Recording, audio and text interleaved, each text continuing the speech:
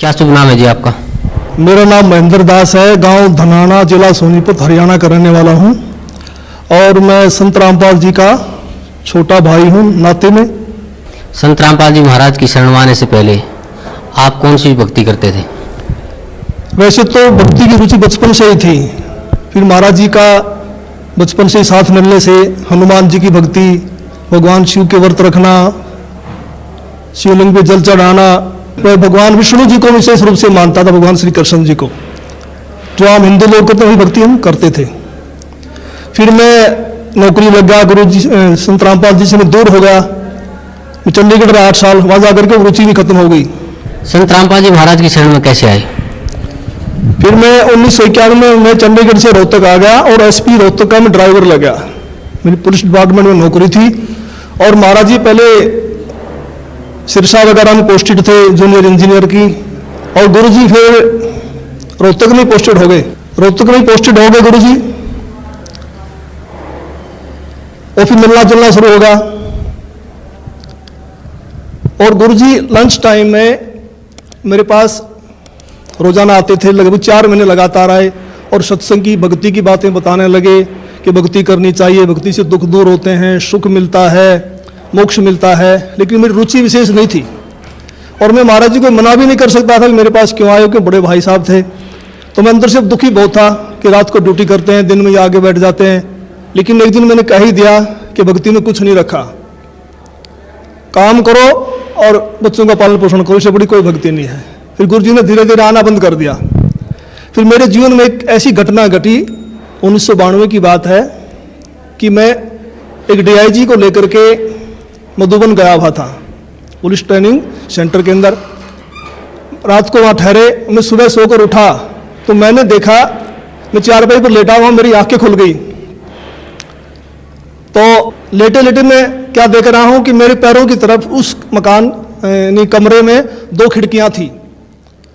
एक खिड़की में महाराज जी कम से कम 8-10 फीट ऊपर आसमान में बैठे हैं। वो सीन मुझे आज तक याद है। काले रंग के चश्मे लगा रखे थे, लाइनिंग वाला शर्ट, काली पैंट, और ऐसे बैठे हैं जैसे पद्मासन होता है, हाथ जोड़कर। तो संत रामपाल जी की तरफ 2 पैर दिखाई दे रहे हैं, घुटने से नीचे बिल्कुल लाल रंग के, जैसे सूर्य सुबह निकलता है। तो मैं देख कर डर गया।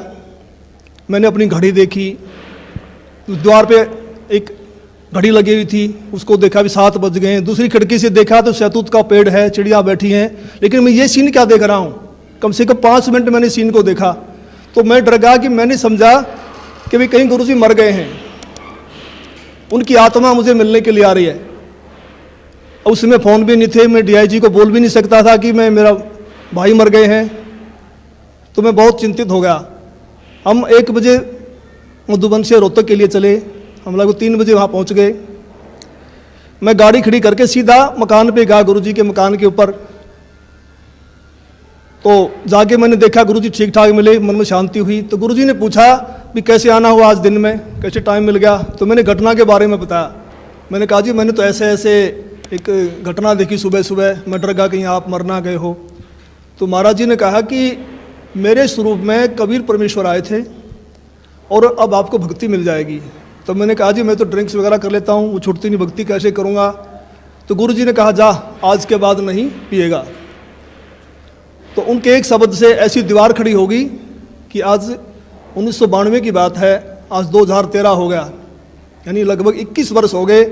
वो आज तक मैंने शराब को छुआ तक नहीं है। तो उसके बाद गुरुजी ने अपने गुरुजी से मुझे नाम दिलवाया, संत राम देवानंद जी महाराज से। उस समय गुरुजी को आज्ञा नहीं थी नाम की। मैं भक्ति में ज़रूर लगा, क्योंकि महाराज जी बताते थे कबीर साहब पूर्ण परमात्मा हैं, इनसे सबसे ऊपर हैं। तो मैंने उनको उदाहरण दिया कि पुलिस में तो ऐसे होता है, उसमें पुलिस वाले बहुत नाजायज़ किया करते।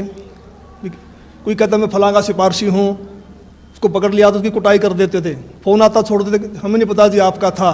कहीं ऐसा ना हो कि ये नीचे देव देवता हमें कूट दें और जब तो कबीर साहब ऊपर से आए। लेकिन मैं लगा जरूर रहा, लेकिन विशेष विश्वास नहीं था भी कबीर साहब पूर्ण परमात्मा है। तो महाराज जी ने कहा कि आप ये नाम जपते रहो, इन नाम से आपका विश्वास हो जाएगा। तो फिर 1994 में गुरु जी को आज्ञा होगी नाम की। फिर महाराज जी ने दोबारा से हमारे को नाम दिए, फिर सार नाम दिया। मैं भक्ति में लगा रहा, लेकिन कबीर साहब के बारे में मैं पूछता था कि वेदों में दिखाओ, गीता जी में दिखाओ, तो महाराज जी कहते समय आने तो सब कुछ दिखाऊंगा मैं, अब ये करते रहो।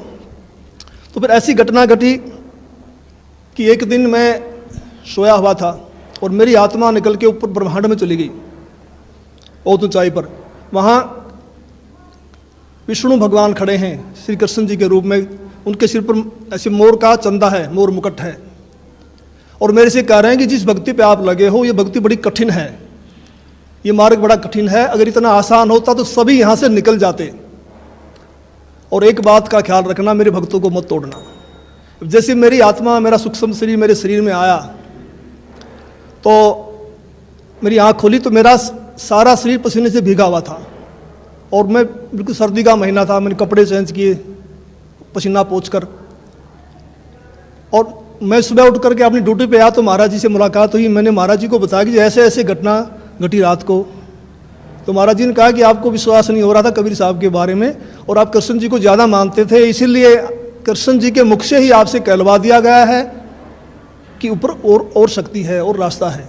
तो उस दिन के बाद मैंने पीछे मुड़ के नहीं देखा, और फिर मैं सही ढंग से भक्ति करने लगा। सर, संत रामपाल जी महाराज से नाम उपदेश लेने के बाद आपको क्या क्या लाभ हुआ? पहले मैं सांसारिक लाभ बताऊंगा आपको, खासकर शरीर के लिए। जब मैंने गुरु जी को गुरु धारण कर लिया और मैं भक्ति करने लगा, लगभग 1999 की बात है, उस समय मेरी आयु 41 वर्ष थी, 41 ईयर, और अब मेरी 55 साल की हो चुकी है, 55 ईयर्स ओल्ड। तो मैं रोहतक में एक रेलवे रोड का नाम है बाजार में, वहाँ एक लाला जी के पास बैठा हुआ था। वहाँ एक लड़का मेरे से मिला, वो लाला जी ने, उसका नाम फकीर चंद जी थे, उन्होंने कहा कि MAA है और इन्होंने ज्योतिष शास्त्र से भी MA किया हुआ है। तो मैंने उसको भक्ति की बात ही समझानी चाहिए, तो उसने कहा जी एक बार अपना हाथ दिखा दो। तो उसने मेरे हाथ देखे दोनों, पहले दाहिना हाथ देखा, कहने लगा आपकी आयु कितनी है? मैंने कहा मैं 41 वर्ष का हो चुका हूँ। तो उसने कहा आपके भाग्य में लिखा है 40 वर्ष से लेकर 45 तक बिल्कुल बेड के ऊपर बीमार अवस्था में लेटना, और आपको फला फला बीमारी लगेंगी। फिर मैंने कहा मैं तो 41 का हो चुका हूँ, मुझे तो कुछ भी नहीं है। कहने लगा 1 साल का धोखा भी हो सकता है, आपको जरूर होगा। तो मैं कुछ चिंतित तो हुआ, लेकिन फिर उसने मेरा बायां हाथ देखा और कहने लगा आपकी पत्नी जिंदा है? मैंने कहा वो तो जिंदा है। कहता हो ही नहीं सकता। मैंने कहा मैं सुबह घर से आया था जब तू जिंदा थी, अब मर गई हो तो मैं कुछ कह नहीं सकता। लेकिन वो तो उसने कहा भी ये कैसे असंभव हो रहा है? तो मैंने उनसे कहा भी हम पूर्ण सतगुरु की शरण में हैं, सच्चे मंत्र का जाप करते हैं। हमारे सतगुरु कहते हैं कि भी तिल घटे ना मासा बढ़े वेदना लिखे जो लेख, सच्चा सतगुरु मिटा के ऊपर मार दे मेघ। हमारे सतगुरु ऐसे कर देते हैं। तो फिर मैंने 6 महीने के बाद फिर मुझे एक ऐसा ही और ज्योतिषी मिला। मैं जैसे पुलिस लाइन में गाड़ी का वायरलेस सेट ठीक करवाने के लिए गया, उस वर्कशॉप में एक इंस्पेक्टर थे इंचार्ज, वो अपनी टेबल पर ज्योतिष शास्त्र की किताब खोल के बैठे हुए थे। मैंने उनसे वही प्रश्न किया भी इसमें क्या रखा, भक्ति करो ना सच्चे नाम की। डिस्कस हुई हमारी। उसने कहा भगत जी ऐसी बात नहीं है, ये पूर्व जन्म के लेख होते हैं, भक्ति अलग चीज़ है, ये भी सत्य होते हैं। तो उसने मेरे फिर हाथ देख लिए, मेरे जो बातें उसने बताई थी वही बातें उसी ने दोहराई। तो फिर मैंने गुरु जी से प्रार्थना की, मैंने कहा जी ऐसे ऐसे बताया दो ने। तो संत रामपाल जी कहने लगे कुछ नहीं होगा, परमात्मा लेखों को मिटा देता, भक्ति करो। तो संत रामपाल जी की दया से, इनकी सच्ची भक्ति से उस पीरियड के दौरान मेरे को जुकाम तक नहीं हुआ, बुखार तक नहीं लगा। और आज मैं 55 वर्ष का हो चुका हूँ, मेरी पत्नी भी जिंदा है।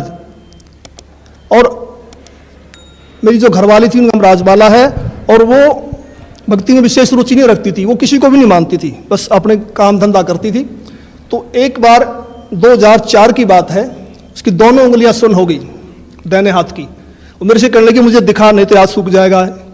को पड़ोस के कह रहे थे एक हाथ सूख गया, ऐसे ही बीमारी लग गई थी। तो मैं रोहतक में रेडियो स्टेशन के पास गुप्ता जी हैं डॉक्टर हड्डियों के, उनके पास उनको लेके गया। उन्होंने बताया कि उसकी ये गर्दन के पास नसें होती हैं, नस दब गई है। तो उन्होंने एक्सरे लिया, दवाई दे दी, 2 महीने इलाज चलता रहा, कोई फर्क नहीं पड़ा। तो मैंने अंदर गुरु जी से प्रार्थना की, संत रामपाल जी से भक्ति करते समय कि गुरु जी अगर ये हाथ सूख गया तो बुढ़ापे में हम तो रोटी बगैर भी रह जाएंगे, परेशान होगी, तो दया करो। तो जैसे मेरा ध्यान लगा हुआ था, सुमन करते करते वैसे आंख बंद हो गई। तो मुझे गुरुजी खड़े दिखाई दिए और कहा कुछ नहीं होगा बेटा, ठीक हो जाएगी। तो मैं कुछ दिन के बाद ड्यूटी से छुट्टी लेकर घर गया। मैंने उससे पूछा भी आपकी उंगलियां ठीक होगी? उसने कहा वो तो ठीक होगी। मैंने कहा ये गुरुजी ने की है, मैंने प्रार्थना की थी। कह लगे नहीं मैं तो दवाई से ठीक हुई हूँ। तो मुझे बड़ी निराशा हुई। तो कुछ यानी 2005 में उसके दाहिने पैर में बहुत जोर का दर्द शुरू हो गया। मैं उसी डॉक्टर के पास फिर लेके गया, गुप्ता जी के पास। गुप्ता जी ने फिर एक्सरे किया, फिर कहा भी रीढ़ की हड्डी की नस दब गई है, इसलिए उससे पेन है। उसने दवाइयाँ दे दी 1 सप्ताह की। मैं दवाई दिलवा करके बरवाला में सत्संग चल रहा था गुरुजी का, उसमें आ गया। तो उसने फ़ोन करवाया चौथे दिन, कह लगी मुझे कोई आराम नहीं है और मैं तो मर रही हूँ, तो तू सत्संग में धक्के खाता फिर रहा है, क्या रखा है सत्संग में, आकर के मुझे दवाई दिलवा। तो मैं गुप्ता जी के पास गया, वहाँ उसका रिकॉर्ड लेकर के। गुप्ता जी ने कहा भी अब तो इसका ऑपरेशन होगा और कोई इलाज नहीं है। तो ऊपर से इलेक्शन थे हरियाणा में 2005 फरवरी में। तो मैंने कहा जी 1 सप्ताह इलेक्शन का, हमें छुट्टी नहीं मिलेगी, आप ऐसा कर दो, ऐसे इंजेक्शन लिख दो कितने ही महंगे हैं, जो 10 दिन निकाल दें, फिर मैं ऑपरेशन करा लूँगा। तो उन्होंने इंजेक्शन लिख दिया। मैं दवाई लेकर के पुलिस लाइन में जाके अपने बॉक्स में रख दिए। सुबह ड्यूटी करके फिर जाऊँगा घर। तो मैं रात को 2 बजे उठा, तो मुझे बड़ी वही चिंता हो गई भी क्या होगा। तो बड़ी रो रही है, बड़ी तकलीफ है उसको। तो मैं भक्ति करके सुबह का नित्य नियम करके अपने सुमन करके मैं दोबारा सो गया। और सोते समय मैंने प्रार्थना की कि हे परमेश्वर, हे गुरुदेव, ठीक तो आप ही करते हो, अब की बात ठीक भी करो और ये एहसास करवाओ कि आपने ही किया है, करने वाले तो आप ही हो। तो मैं ड्यूटी करके शाम को 5 बजे घर गया। तो वो अपने काम धंधे में लगी हुई थी। मैंने उससे पूछा भी मैं तो 1000 रुपये की इंजेक्शन ले यार, तू ठीक है तो फ़ोन कर देती, इन दवाइयों को मैं वापस कर देता। तो उसने कहा मैं तो ठीक होगी। मैं कैसे हुई? कहने लगी मैं सारी रात रोती रही, 3 बज गए, मैं दीवार के ऐसे कमर लगा के रो रही थी। तो मुझे गुरुजी दिखाई दिए, मेरी आंख बंद हुई कुछ सेकंड के लिए। तो गुरुजी ने ऐसे हाथ किया, ठीक हो जाएगी बेटी, कोई बात नहीं। कहता उसी समय मेरा रोग बिल्कुल खत्म हो गया। तो फिर मैंने कहा आप तो भक्ति करेगी ना? कहने लगी हाँ अब करूँगी। तो आज तक उसको दर्द दोबारा नहीं हुआ है। और अनेक गुरुजी ने हमें सुख दिए। सबसे बड़ा तो मानसिक सुख होता है, मानसिक शांति, वो हमारे को संपूर्ण रूप से मिली हुई है। एक दिन संत रामपाल जी करनाल के अंदर एक भगत के घर गए हुए थे। हाँ, सतगुरु जी ने 3.5 घंटे के लगभग सत्संग किया। जब चलने लगे तो एक औरत ने, जो काफ़ी बुजुर्ग थी, कोई 65 साल के करीब उनकी उम्र रही होगी, उन्होंने कहा कि जी मैं आपसे कुछ बात करना चाहती हूँ। तो गुरुजी ने कहा ठीक है पूछो। तो उसने कहा जी आपने जैसे सत्संग समाप्त किया तो आपके ऊपर से कमल के फूल पर बैठा हुआ सफेद परमात्मा निकल के गया है, मानव सदृश, और मैं कमल की पंखड़ी को बहुत दूर तक देखते रही ऐसे। तो संत रामपाल जी ने कहा फिर आपकी क्या सलाह है नाम लेने की? तो उसने कहा मैंने तो गुरु बनाया हुआ है राधा स्वामी व्यास से, और मैं तो मंदिरों में भी जाती हूँ, देवताओं की पूजा भी करती हूँ। तो महाराज जी ने कहा देखो उनके फूटे भाग, ये सच्चाई को देखकर भी नहीं मान रही हैं। तो फिर हम चल पड़े। उस समय गुरु जी के पास सुमो गाड़ी होती थी, हम दिल्ली साइड में जा रहे थे। मैंने महाराज जी से प्रश्न किया कि महाराज जी परमात्मा का भी अजीब खेल है, जो ढूंढ रहे हैं उनको दर्शन नहीं दे रहे, और जिनको दर्शन दे दिए, जो इनको प्रकट होके बता गए, वे इसको मान नहीं रहे। ये कि परमात्मा की क्या लीला है।